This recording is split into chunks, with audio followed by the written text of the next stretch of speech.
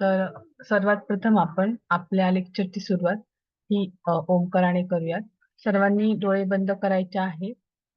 पाठीचा कणा ताठ, हाताची ज्ञानमुद्रा. एक दीर्घ श्वास घ्यायचा आहे. श्वास सोडताना ओमचा उच्चार. अं,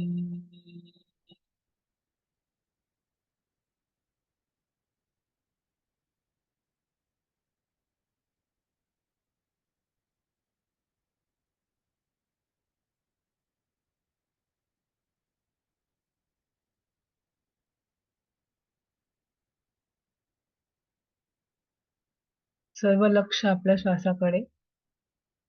साधारणतः 10 सेकंद घेऊन आपले डोळे उघडायचे आहे.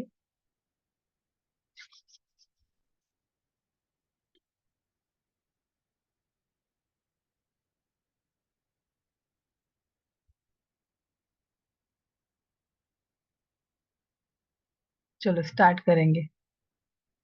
आज आपण सर्ग 25 बघणार आहोत. माझा आवाज येत आहे सर्वांना? स्क्रीन दिसते? सर्ग 90 घेणार होते आज, पण म्हणजे उपशम प्रकरणामधले 2 सर्ग आहेत. एक 78 आणि 90. पण 90 सर्ग हा थोडा छोटा आहे. म्हणजे थोडे 2-3च प्रश्न त्यात आहेत. त्यामुळे मी आज 25 घेते आणि उद्या आपण आपल्या ह्या सत्राची सांगता करू आणि 90 सर्ग घेऊ. तुमचे काही प्रश्न असतील तर तेही तुम्ही तेव्हा मला विचारा. जे काल विचारलेले प्रश्न आहेत त्याची उत्तरं पण मी उद्या देईन. आता आजचा जो सर्ग आहे हा निर्वाण प्रकरणामधील पूर्वा पूर्वार्ध आहे. त्याच्यामधला 25वा सर्ग आपण आज बघणार आहोत. तर याचे प्रश्न जे आहेत, तर याच्यामध्ये मेन जे आहे, तर भूशुंडी. तर भूशुंडी म्हणजे हा एक पक्षी सांगितलेला आहे या सर्गामध्ये. पण अगोदरचे सर्ग जर वाचले तर त्याच्यामध्ये कळतं, की हा एक कावळा होता आणि त्याला आत्मज्ञान प्राप्त झालेले होते. तर ह्या भूशुंडींना जेव्हा वशिष्ठ बाहेर आले सभेमधून, तर तेव्हा त्यांनी प्राणायामाबद्दल विचारलं. तर त्यांचं सगळं हे वर्णन आहे ते ह्या सर्गामध्ये आहे. ठीक आहे. अशी पार्श्वभूमी घेऊन आपण आता सुरुवात करूया. तर याच्यामधले प्रश्न बघा कसे आहेत. भूशुंडींनी सांगितलेल्या प्राणायामाचे फल, त्याच्यानंतर भूशुंडींनी सांगितलेले विषयक विचार, योग वशिष्ठाच्या आधारे योग वशिष्ठाच्या निर्वाण प्रकरणातील प्राणरूपी सूर्य, उपासना, बाह्य कुंभक, कुंभक आणि चिदात्मा असे प्रश्न याच्यावर आपल्याला विचारलेले आहेत. तर मेन ह्या सर्गामध्ये आपल्याला महत्वाचं समजून घ्यायचं आहे, की हा निर्वाण प्रकरणामधील पूर्वार्धामधला सर्ग आहे. याच्यामध्ये 2 सांगितले होते मी तुम्हाला, पूर्वार्ध आणि उत्तरार्ध. तर याच्यामध्ये पूर्वार्ध जो आहे त्याच्यामधला हा 25वा सर्ग आपण अभ्यासणार आहोत. तर याच्यामध्ये जे वर्णन केलेलं आहे, 1 मिनिटं.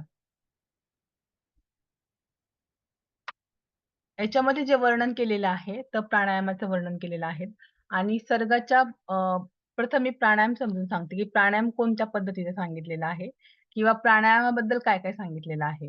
तर सर्गाच्या सुरुवातीलाच प्राणशक्ती विषयी सांगितलेला आहे. तर प्राणशक्ती ही जी आहे ती स्पंदनशील आणि गतिमान सांगितलेलं आहे आणि सर्ग 78 मध्ये आपण बघितलं होतं, की प्राणशक्तीच्या क्रिया वैचित्र्यामुळे त्याला वेगवेगळे नावं दिलेली आहेत. जसं प्राण, अपान, उदान, व्यान. आपल्याला फक्त इथे 2 प्राणशक्तीचा माहिती असणं अपेक्षित आहे. प्राण आणि अपान. ह्या दोघांबद्दलच आपण पूर्ण सर्गामध्ये बोललेलं गेलेलं आहे. तर प्राण व अपान ह्या 2 प्रकारच्या मंगेश मुळे प्लीज म्यूट करा.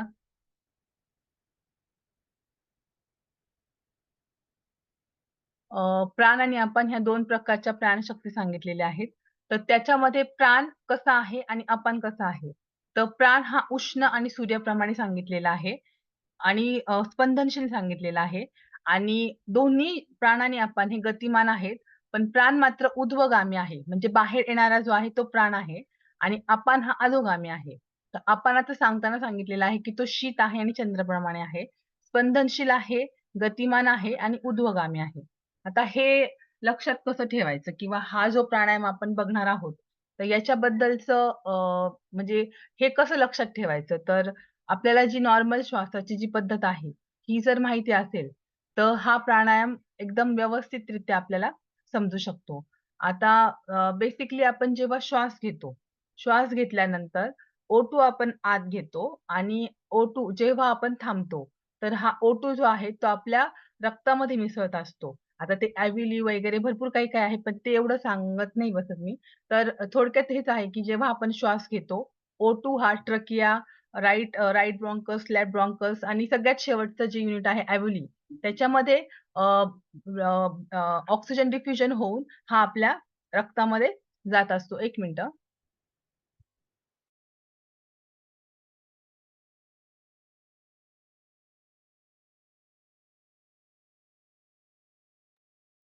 तर हा O2 जो आहे तो आपल्या रक्तामध्ये जात असतो. तर हे लक्षात ठेवलं तर हा प्राणायाम एकदम व्यवस्थित समजेल आणि प्राणायाम म्हणजे काय सांगितलेलं आहे, तर ह्या ज्या 2 शक्ती आहेत, प्राण आणि अपान, ह्या शक्तींचं नियमन म्हणजे प्राणायाम सांगितलेला आहे आणि इथे जो प्राणायामाचा क्रम सांगितलेला आहे, रेचक, पूरक आणि कुंभक असं सांगितलेलं आहे. आता इतर वेळेस आपण नेहमी पूरकापासून सुरुवात करतो. पूरक म्हणजे घेणं, अ, कुंभक म्हणजे थांबवणं आणि रेचन म्हणजे सोडणं. पण इथं जो क्रम सांगितलेला आहे, तर आधी रेचन सांगितलेलं आहे, म्हणजे सोडण्याची क्रिया सांगितलेली आहे. नंतर घेण्याची क्रिया सांगितलेली आहे आणि ह्या दोन्ही क्रियांमध्ये कुंभक सांगितलेला आहे. इतकं लक्षात आलं का ही पहिली स्लाईड? हा मेन गाभा. हे इतकं लक्षात आलं का? माझ्या स्लाईड्स दिसतायत आणि माझा आवाज व्यवस्थित येतोय का? हो. हां. हे समजलं ना तुम्हाला इतकं? असं काही करण्याच्या आधी 10 वेळा विचार करायचा ना. मॅडम तुम्ही जो रेचक पूरक कुंभक सांगितलाय हा बहिर्कुंभक होईल ना? हां, हां. नाही ते मी नंतर सांगते. फक्त ही पहिली जी स्लाईड आहे, हे एवढंच फक्त.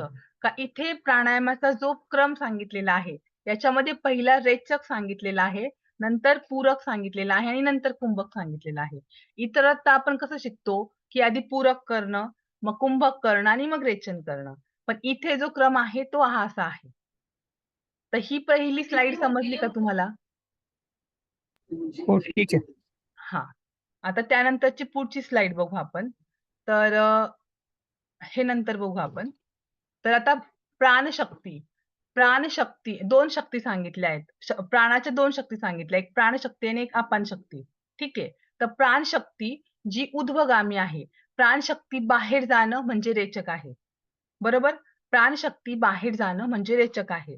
तर मग आता रेचकाचे त्यांनी 4 अंग सांगितलेले आहेत. आता सर्वात पहिलं इथे जे हृदय कमल म्हटलेलं आहे. तर आपल्याला सर्वांना माहिती आहे किंवा माहीत नसेल ते सांगते मी, की हृदयाचा आणि श्वसनाचा काहीच संबंध नाहीये. आपलं श्वसन रिस्पिरेटरी सिस्टम वेगळी आहे आणि सर्क्युलेटरी सिस्टम वेगळी आहे. तर यांना इथं जे हृदय कमल म्हणायचं आहे. तर हृदय कमल म्हणजे हृदय कमल हा शब्द जो आहे, हा फुफ्फुसासाठी वापरलेला आहे. तर जेव्हा आपण फुफ्फुसातून जो श्वास सोडायला सुरुवात करतो, तिथून तर त्याचे टप्पे सांगितलेले आहेत. पहिला टप्पा काय सांगितलेला आहे? हृदय कमल टू मूर्धा. मूर्धा म्हणजे काय? टाळू आपलं. टाळूचा जो वरचा भाग आहे त्याला मूर्धा म्हणतात. म्हणजे फुफ्फुसापासून तर मूर्धापर्यंत जो अ, प्राणशक्ती बाहेर येते, त्याला पहिला रेचक म्हटलेलं आहे. ठीक आहे. त्याच्यानंतर मूर्धा स्थानापासून म्हणजे टाळूपासून तर नासागरापर्यंत जी प्राणशक्ती बाहेर येते, त्याला दुसरा रेचक म्हटलेला आहे. रेचक याच्या अर्थाने की ते आपण बाहेर सोडतोय आणि हे दोन्ही जी क्रिया आहेत, नासाग्रा हे सगळं शरीरात होतंय आपल्या. म्हणून याला अंतर्रेचक म्हटलेलं आहे. ठीक आहे. आता नासाग्रापासून साहजिक आहे आपण असा श्वास सोडला, तर आपल्याला जाणवतं, की तो 12 अंगुलापर्यंत बाहेर आहे. साधारणतः मी काल बोलताना बोलली होती, की 12 अंगुल म्हणजे आपल्या नाभीपर्यंत.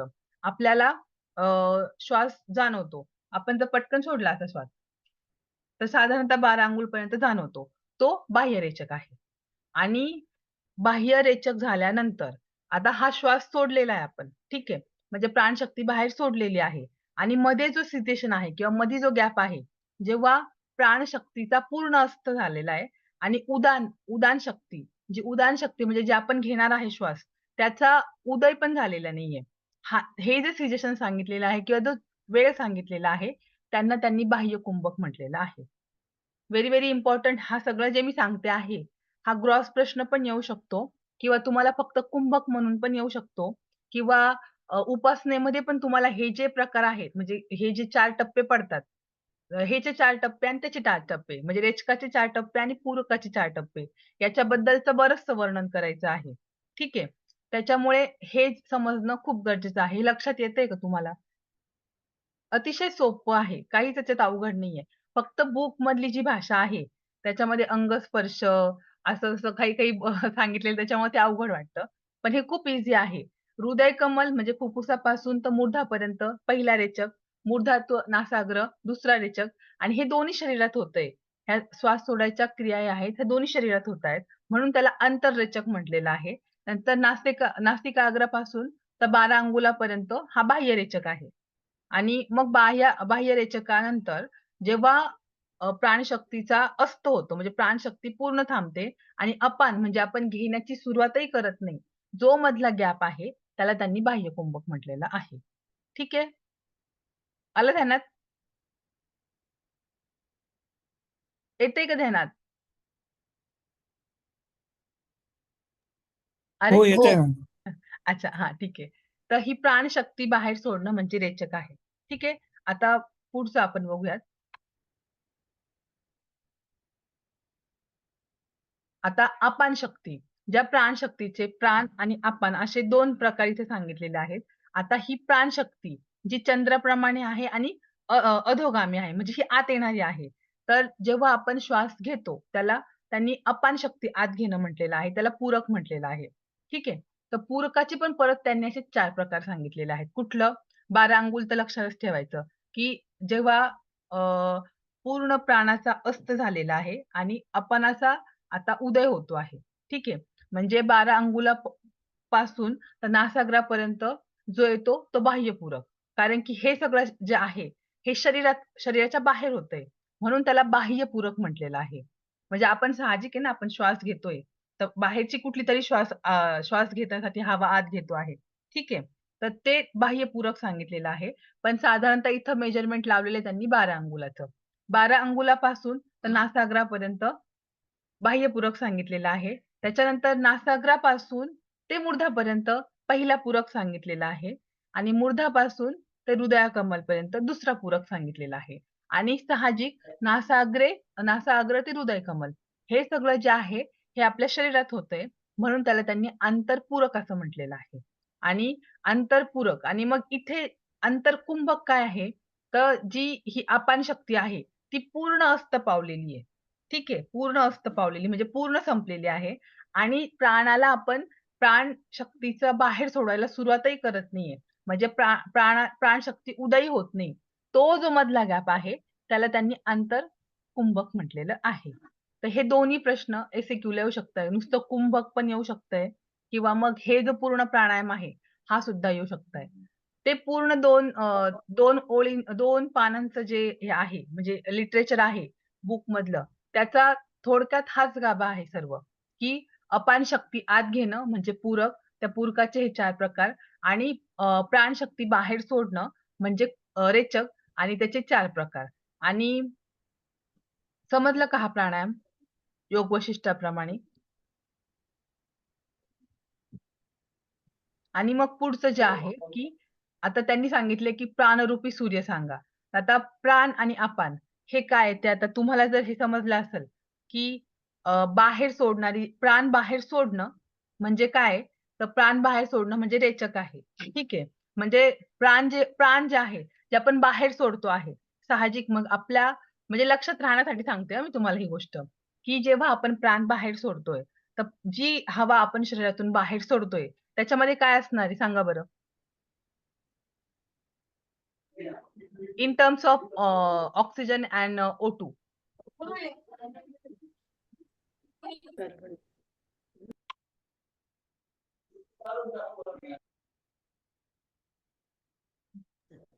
Carbon dioxide. काय असणार आहे?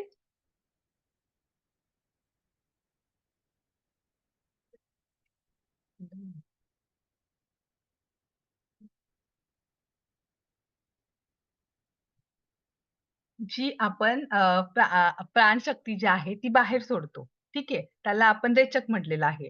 तर त्या रेचक मध्ये काय असणार आहे? एकदम इझी प्रश्न आहे हा. काय असणार आहे कार्बन रेचक? डायऑक्साईड. हा, कार्बन डायऑक्साईड. आणि आपण ग्लोबल वॉर्मिंग काय म्हणतो? कार्बन डायऑक्साईडची पातळी वाढते म्हणून ग्लोबल वॉर्मिंग होतं. ठीक आहे. म्हणजे बाहेर जो आपण श्वास सोडतोय तो कसा आहे? उष्ण आहे. बरोबर? उष्ण आहे का तो? मग हेच त्यांनी सांगितलेलं आहे, की जो प्राणरूपी सूर्य म्हटलेलं आहे. म्हणजे तो प्राणशक्ती आपण बाहेर सोडतो, ती उष्ण आहे आणि त्याचं कंपॅरिझन जे आहे त्यांनी ते सूर्याशी केलेलं आहे. ठीक आहे. आणि जो कंपॅरेटिव्हली जो आपण आता बाहेरचा जो आत घेतोय, अपान शक्ती आत घेतोय, त्याला पूरक म्हटलेलं आहे. ही शीतल सांगितलेली आहे. म्हणजे अपानाचं कंपॅरिझन त्यांनी चंद्राशी केलेलं आहे. ठीक आहे. आणि ती शीत सांगितलेली आहे. येतंय का ध्यानात? म्हणजे ओके. श्वास घेताना चंद्राचं केलेलं आहे आणि श्वास हां, सोडताना सूर्य. सोडताना सूर्य सांगितलंय. कारण की आपल्याला माहिती आहे, सोडतो तेव्हा त्याच्यामध्ये O2 असणार आहे आणि O2 हम्म. ग्लोबल वॉर्मिंग असं थोडंसं कंपॅरिझन करून लक्षात ठेवायचं ते. ठीक आहे? कंपॅरिझन मॅडम, आणि एक गोष्ट लक्षात नाही आली. एक हां. गोष्ट लक्षात नाही आली. हो. तुम्ही ते 12 अंगुल जे म्हटलेलं आहे, तर हां. प्रत्येक श्वास आपला 12 अंगुल असतोच असं काही नाही ना? नाही, आता याचं डिस्क्रिप्शन जे आहे ना, पतंजलींनी खूप छान सांगितलेलं आहे. पतंजलींनी परिणाम म्हणजे कसं मोजायचं प्राणायामाचे जे 5 सूत्र सांगितलेले आहे पतंजली योग दर्शनामध्ये, त्याच्यामध्ये याचं खूप चांगलं वर्णन आलेलं आहे. पण ते जसं आता सांगायला गेले मी, तर ते खूप वेळ आपला तो विषय वेगळा होऊन जाईल. पण कधीतरी मी तुम्हाला ते सांगेल, म्हणजे कधी अशी वेळ आली तर, की जेवढा आपला म्हणजे आपण जेवढा पटकन श्वास सोडतो, तर तेवढं आपले जे हे आहे ते वाढतं. म्हणजे आता आपण हे करू पण शकतोय. ठीक आहे. म्हणजे मी आता श्वास घेते, सोडला मी पटकन. तर हा जो प्रदेश आहे माझा, हा वाढतोय. ठीक आहे. म्हणजे जेवढा पटकन आपण श्वास सोडतो, तर तो वाढतो प्रदेश. ठीक आहे. तर प्रत्येक वेळेस ते 12 अंगुल असं आहे असं नाही. पण ह्या ग्रंथामध्ये म्हणजे योग वशिष्ठामध्ये ते 12 अंगुल सांगितलेलं आहे. अशा बऱ्याचशा गोष्टी आहेत. आपल्याला आता मी जे बोलते आहे, आपण जे बोलतो, तर त्याचं मॉडर्न सायन्सने सांगितलंय का लॅरिंक्स पासून आपली व्हॉईसची उत्पत्ती होते. पण आयुर्वेदामध्ये सांगितलंय की नाभीपासून आपलं शब्दाची उत्पत्ती होते.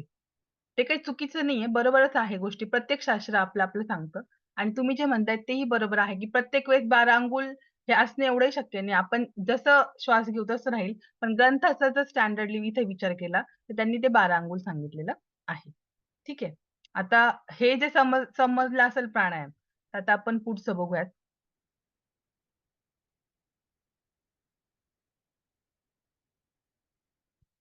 मग आता हा प्राणरूपी सूर्य, हा पण तुम्हाला प्रश्न आहे, की प्राणरूपी सूर्याचं वर्णन. तर हे जे मी आहे, तुम्हाला भुसेच्या नोट्स सरांनी मे बी दिल्या असतील. तर भुसेच्या नोट्स मधलं हे घेतलेलं आहे मी. कारण की लिटरेचर लिहिणार काय ना तुम्ही. तर मग प्राण हा नाकापासून पुढे 12 अंगुल पर्यंत असतो असं सांगितलेलं आहे. प्राणाची तुलना सूर्याशी केली आहे. जसा सूर्य उष्णता देणारा आहे, तसाच हृदय आकाशामध्ये प्राणामुळे तप्त म्हणजे हृदय आकाश जे आहे ते प्राणामुळे तप्त होतं. प्राण बाहेर पडल्यावर बाहेरील अवकाशही गरम होते. ज्याप्रमाणे सूर्यप्रकाश किरणांमुळे हवेत गरमपणा येतो, त्याचप्रमाणे प्राणामुळे हवेत गरमपणा येतो, असं सांगितलेलं आहे. प्राणाशी तुलना ही अग्नीशी केलेली आहे. जशी अग्निशिखा ह्या आतून बाहेर पडतात, तसा प्राण सुद्धा हा आतून बाहेर पडतो. आपण त्याला रेचन म्हटलेलं आहे. प्राण उष्ण आहे आणि सूर्यरूपी आहे. प्राण ऊर्ध्वगामी आणि वर जाणार आहे. तर आता प्राणाची कामं काय सांगितलंय? शरीरात ऊर्जा प्रदान करणं आणि त्या ऊर्जेमुळे शरीरातली विविध कामं होणं आणि प्राणाच्या 2 क्रिया आहेत. अन्नाचं पचन करणं आणि हृदयाच्या ठिकाणचा जो भाग आहे, हृदय प्रदेश आहे, हृदय अवकाश आहे, ते गरम ठेवणं. ठीक आहे. तर हा जो प्रश्न आला तुम्हाला प्राणरूपी सूर्य, तर पूर्ण हे आधी जे सांगितलेलं आहे आपला म्हणजे जो प्राण बाहेर सोडतो त्याला रेचक म्हटलेलं आहे.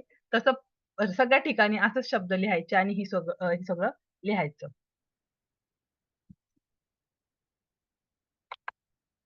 एक मिनिटं. त्यानंतरचं तुमचे प्रश्न आहेत. प्राणविषयक विचार झालं. प्राणायामाचं फल. तर प्राणायामाचं फल आता आपण बघूयात.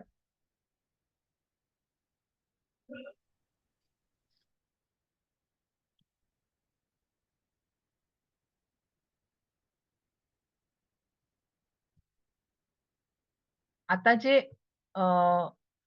भूशुंडी होता म्हणजे जो एक कावळा होता त्याला आत्मतत्व किंवा परमपद प्राप्त झालेलं होतं. तर त्यांनी जे म्हणजे त्यांनी जे प्राणायामाचं फल सांगितलेलं आहे, तर हे मी इंग्लिश टेक्स्ट मधून घेतलं आहे आणि भुसेमधनं पण घेतलेलं आहे. तर त्याच्यामध्ये डायरेक्ट असंच सांगितलेलं आहे, की जो आता प्राणायाम सांगितला 8 अंगांनी अंगीभूत प्राणायाम सांगितला. त्याचं जर रात्रंदिवस स्थिर असताना जागेपणी जर चिंतन केलं, तर काय फल भेटतं? तर मनाने कुंभक आदिकांचे अनुस्मरण करणाऱ्या मनुष्याच्या कर्तृत्व आणि भोक्तृत्व अशा विलक्षण म्हणजे असा जो विलक्षण अभिमान असतो तो नष्ट होतो. प्राणायामाचा अभ्यास करणाऱ्या पुरुषाचे चित्त बाह्य विषय वृत्तीची आसक्ती धरत नाही. म्हणजे कुठल्याही बाह्य वृत्तीची त्याला आसक्ती राहत नाही. प्राणायामाचा अभ्यास करणाऱ्या ज्याला प्राणायामाचा जो अभ्यास करतो त्याला सर्व प्रकाम्य प्राप्त झालेले असते. प्राणायामाचा अभ्यास करणारा सदैव प्रसन्न असतो. कुठल्याही प्रकारचा एक मिनिटं.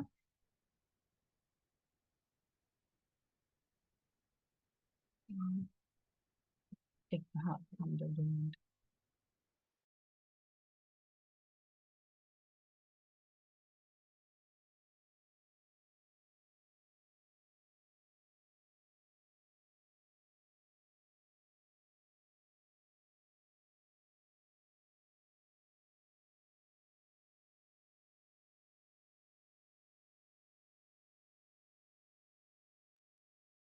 आवाज येतोय?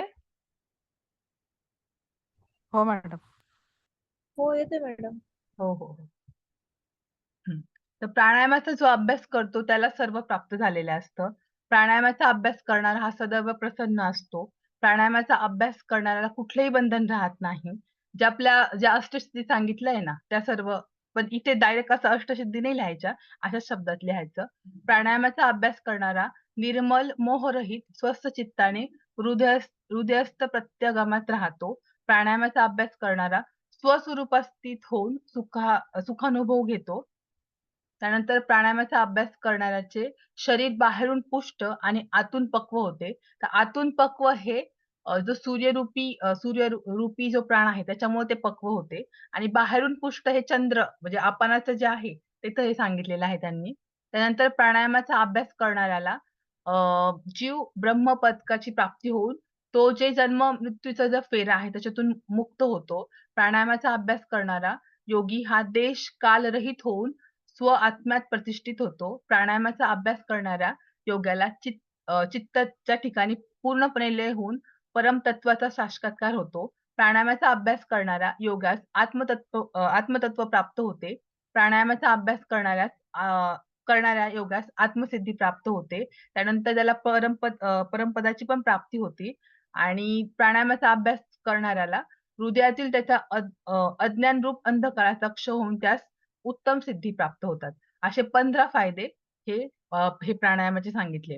म्हणजे मी आतापर्यंत प्राणायाम, त्याचे ते 4 स्टेप आणि प्राणरूपी सूर्य आणि प्राणायामाचे फायदे हे तुम्हाला सांगितले. ठीक आहे. आता आपण पुढचं बघूयात.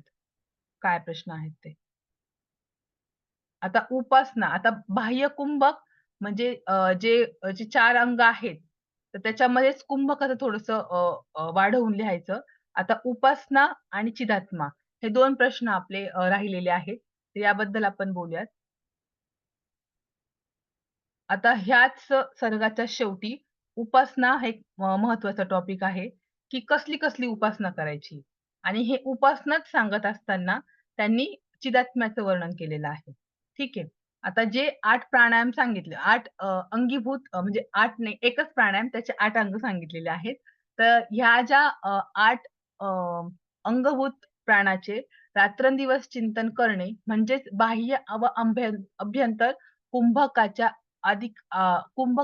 आदींची सतत उपासना करावी असे भूशुंडींनी सांगितले. म्हणजे हा जो प्राणायाम आहे, याची सतत उपासना करायची. आता जे प्राणायाम जे आपण बघितलं, की प्राणाचा अस्त झाला नाही, उपनाचा उदार जे फोडून जे सांगितलं मी आता मगाशी तुम्हाला, त्याचंच इथं सांगायचं, की त्या प्रत्येक गोष्टीची आपण उपासना करायची. म्हणजे थोडक्यात जर तुम्हाला काहीच आठवलं नाही, तर जे प्राणायाम जे सांगितले त्याचे 8 अंग सांगितले, त्याच्या प्रत्येक अंगाची इथं उपासना सांगितलेली आहे. ठीक आहे. आता दुसरं आहे की प्राणाचा अस्त झाला आहे व आपणाचा उदय झालेला नाही असा जो संदिक्षण, त्याला आपण बाह्य कुंभक म्हटलेला आहे. त्याला योगी काय म्हणतात, त्याला ब्रह्मपद हे लक्षात ठेवायचं, की अंतकुंभकामध्ये परमपद आणि बाह्य कुंभकामध्ये ब्रह्मपद. परत एकदा सांगते, जेव्हा बाह्य कुंभक असतो तेव्हा त्याला ब्रह्मपद म्हटलेलं आहे आणि अंतकुंभक आहे त्याला परमपद म्हटलेलं आहे. ठीक आहे. तर जो संदिक्षण म्हणजे जो मधला वेळ आहे, त्याला जेव्हा बाह्य कुंभक असतो तेव्हा तिथे काय असतं, प्राणाचा अस्त झालेला असतो आणि अपनाचा उदय झालेला नसतो. तर त्या संदिक्षणाला बाह्य कुंभकाला योगी ब्रह्मपद समजतात आणि प्रयत्न वाचून सहज सिद्ध असलेला अंतस्थ कुंभकाला परमपद म्हणतात. ठीक आहे. म्हणजे तुम्ही आता त्याचं प्राणायामाचं मगाशी तुम्हाला जे फलचे मी पॉइंट सांगितले, त्याच्यामध्ये तुम्ही हे 2 पॉइंट ॲड करू शकतात. ठीक आहे. हेच आत्म्याचे रूप प्रकाशमान पद आहे. पुष्पाच्या आत जसा सुगंध आहे, तसे प्राणाच्या आत हे तत्व अवस्थित आहे. आणि योगी त्या निरुपार्थिक चिदात्म्याची उपासना करतात. म्हणजे हा चिदात्मा जे आहे तुम्हाला एसीक्यूला जो येतो, तर त्याचं सर्व डिस्क्रिप्शन इथून सुरू होतंय. म्हणजे उपासनाचं पण सेम आन्सर आणि त्याचं पण सेम आन्सर असं आहे ते. चिदात्माचं इथं सांगितलं त्यांनी, की अंतकुंभकामध्ये जेव्हा परमपद आहे आणि बाह्य कुंभकामध्ये जेव्हा ब्रह्मपद आहे आणि हे जे जेव्हा प्राप्त होईल त्याला, हे जेव्हा त्याला प्राप्त होईल, तर तेव्हा तो जो मनुष्य आहे तो चिदात्मा होतो. जसं पुष्पाच्या आत सुगंध सांगितलेला आहे, तसे प्राणाच्या आत हे तत्व सांगितलेलं आहे आणि त्याची उपासना योगी करतात असं सांगितलेलं आहे. आता त्याचं ते कसं असतं ते सांगितलेलं आहे. थोडक्यात थोडक्यात आत्मा निर्गुण थोडक्यात आत्मा निर्गुण तत्वाची उपासना करतात. जलाच्या आत जसा आस्वाद तसा आपणाच्या आत अवस्थित चिदात्म्याची योगी उपासना करतात. ठीक आहे. आता हा चिदात्मा कसा आहे याचं स्वरूप सांगितलेलं आहे. तो सजीवही नाही, निर्जीवही नाही. प्राण आदी व्यापाराचे निमित्त, जीवाचे श्रेष्ठ जीवन निमित्त, देहाचे श्रेष्ठ धारण, मनाच्या मननाचे अबाधित निमित्त, बुद्धीचे मुख्य ज्ञान सामर्थ्य, अहंकाराच्या अहंकृतीचे निमित्त अशा चिदात्म्याची योगी उपासना करतात. ठीक आहे. त्याच्यानंतर परत चित्तत्वाचं सांगितलेलं आहे. ज्याच्यात सर्व काही आहे, ज्याच्यापासून सर्व काही निर्माण झालेले आहे. हे जे सर्व व जे सर्व सर्वतः आहे, जे सर्वमय नित्य आहे, जी सर्व ज्योतींची पुण्यकारक ज्योती आहे, जे रूप रूप पावनाचे पावन, जे खरोखर मन, बुद्धी इत्यादी विकारांच्या स्वभावानुसार च्यूत न होणारे आहे, त्या चित्तत्वाची योगी उपासना करतात. म्हणजे चित्तात्माच चालू आहे अजून आणि उपासना पण त्याचीच करायची. फक्त त्याचं स्वरूप सांगितलेलं आहे. ठीक आहे. जेथे अपान अस्त पावला आणि प्राण उदय पावला नाही. आता हे बघा कसं सांगितलंय, पेरपेरनी सांगितलंय. अपान अस्त पावलेला आहे आणि प्राण पण उदय पावलेला नाही. जिथं प्राण अस्त आणि अपान अस्त पावलेले नाहीत, जेथे प्राण अपान दोन्ही अस्त पावतात व दोन्ही उत्पन्न झालेले नाहीत, अशा संदिक्षणातील चित्तत्वाची योगी उपासना करतात. ठीक आहे. त्यानंतर योगांनाही जे प्राप्त योगांना जे प्राप्त झालेले आहेत, ती प्राण अपनांची आत बाहेर असलेली उत्पत्ती स्थाने, तेच चितत्व, तेच प्राण अपान या रथावर आरूढ झालेले आहेत, जे इंद्रियांच्या शक्तीचेही शक्तिरूप आहे, जे हृदयात प्राण कुंभक रूपाने, बाहेर अपान आणि कुंभक रूपाने व त्याचा त्याग करणे रेचन पूरक रूपाने विवर्त पावते, ते चितत्व उपासना करण्यास योग्य असते. त्यानंतर प्राण अपान यांच्या गतीचे निमित्त सत्ता ज्ञान स्वरूप रूपरहित असे जे प्राण उपासनेच्या फलरूपाने प्राप्त होणारे चिदत्व, त्याची मी उपासना करतो असं भूषुंडीने सांगितलं वशिष्ठ मुनींना. ठीक आहे. त्यानंतर आता ते परत प्राणरूपी सूर्याचं थोडंसं वर्णन आलेलं आहे इथं. हृदयस्थ आत्मा हाच प्राण सूर्य आहे. तोच अपान होऊन चंद्र रूपाने उदय व अस्त पावतो. तोच अनादी किरणांच्या रूपाने शरीरात येणे जाणे इत्यादी व्यवहार करतो. त्यावाचून दुसरा कोणीही नाही. असा जो उपासना करतो त्यास आत्मतत्व प्राप्त होते. आता 2-3 जे आहे सांगितलेलं आहे. तर आत्मतत्व कोणाला प्राप्त होतं ते सांगितलेलं आहे त्यांनी. त्यानंतर उदय व अस्त यासहित चंद्र व त्याचे किरण, त्याचे जाणे येणे व सूर्यदेव यांना जो ह्यात पाहू शकतो तोच खरा ज्ञानी होय. म्हणजे आता हे मायन्यूट लेवलला आहे ना, आपल्या श्वासाचंच सांगितलेलं आहे, की श्वासाचा उदय असतं म्हणजे श्वास घेणं. विपश्यनामध्ये कसं आपण बघतो, की श्वास घेतोय, आपले कुठं हालचाल होते, कुठं म्हणजे कुठं काय जाणवतंय आपल्याला. तर हेच त्याचंच मायन्यूट रूप सांगितलेलं आहे. ठीक आहे. तोच खरा ज्ञानी होय. इंद्रियांना विषयाजवळ जाण्याचे व विषय उपभोगाचे जे निमित्त व जे सर्व कारणाचेही कारण या चित्तत्वाची उपासना करतात योगीजन. वस्तुतः जे सर्व कल्पना कलंकांनी रहित पण अविद्यादृष्ट्या जे जीव उपाधी भूत प्राण आदी 16 कलांनी परिवेष्टित झाल्यासारखे दिसते, यथार्थ अनुभव हेच त्याचे निरतिशय वैभव आहे व ज्यांना सर्व देवांनी प्रणाम केला आहे, अशा श्रेष्ठ पदाला मी शरण आहे आणि मी त्याची उपासना करतो, असे भुशुंडी पक्षींनी वशिष्ठ मुनींना सांगितले. सारांशरूपी प्राणायामाच्या अभ्यासाने आत्मतत्त्वाची ओळख करून घेऊन त्याची उपासना केल्यास ते विशेष फलदायी होते. म्हणजे थोडक्यात आपल्याला चिदात्मा, उपासना हे दोन्ही प्रश्न आपल्याला थोडंसं कंपॅरेटिव्ह करून लिहायचे आहेत. जे 8 प्राणायाम सांगितले त्याच्यामधल्याच एक फोडून त्याची उपासना अ, असं थोडंसं ह्या सर्गामध्ये आहे. तर ह्या सर्गामधले सर्व प्रश्न कव्हर्ड केले आहेत. तुमच्याकडून काही प्रश्न असतील तर विचारा. मॅडम एक असा प्रश्न आहे की चित्तनाश आणि मनोनाश बरोबर अ, हे दोन्ही अवधारणा एकच आहे की वेगळे आहे चित्तनाश आणि मनोनाश ते दोन्ही सारखंच आहे सर. चित्तनाश आणि मनोनाश हा 2 प्रकारचं सांगितलेलं आहे. स्वरूप आणि अरूप. ते आपण उद्या कव्हर करणार आहे. सर्ग 90 मधलं आहे सर ते. हा 78 नाही. सर्ग मधला 90. 99 सर्ग 90 मध्ये हां. म्हणजे या संकल्पना एकच आहे की वेगळं आहे दोन्ही पण चित्तनाश आणि मनोनाश एकच आहे सर ते. एकच आहे हां. अच्छा ओके दुसरा एक प्रश्न होता की भुशंडी हां. बोला.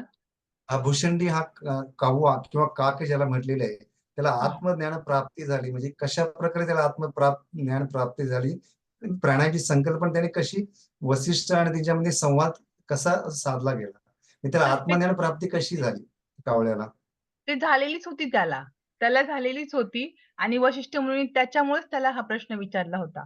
मग तो प्राणायाम म्हणजे तुला कशी झाली? कोणत्या रूपाने तिला झाली? मग त्यांनी तो प्राणायाम सांगितला वशिष्ठांना. पहिलं जे आहे, क्वेशनच तो आहे, की आत्मतत्त्वाची म्हणजे तुला झालेली आहे, तर तू मला सांग. मग ते म्हणतात, की तुम्हाला सर्व माहिती आहे. तुम्ही ब्रह्मदेवाचे पुत्र आहात. तरी तुम्ही मला कशा विचारतायत? तो कावळा म्हणतो त्यांना, की तुम्ही मला कसं काय विचारू शकताय? तरी तुम्ही विचारलंय तर मी सांगतो आणि मग हे प्राणायामाचं सगळं वर्णन आहे. म्हणजे ब्रह्मदेवाकडून त्याला प्राप्त झालेले ज्ञान नाही. भुशंडी ब्रह्मदेवाचे पुत्र वशिष्ठ. हा वशिष्ठांना हे सगळं ज्ञान होतंच. तरीही ते त्या बरं कावळ्याला म्हणजे भुशुंडीला ते विचारत होते. तर मग भुशुंडीला विचारल्यानंतर भुशुंडी म्हणतात, की तुम्हाला हे सर्व माहितीच आहे.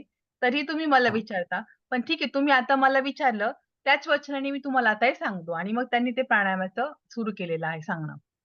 आता नाही मी ना ते तुम्हाला खरंय पण भुशंडीला हे आत्मज्ञान कसं प्राप्त झालं नाही सर ते आधीच्या जन्मी मानव जन्म असेल तर त्याच्यात त्यांनी प्राणायाम केले असतील आणि मग नंतर पुढचा जन्म कावळ्याचा मिळाला पण त्याला नॉलेज तसंच हे माझं ओके गेसिंग आहे.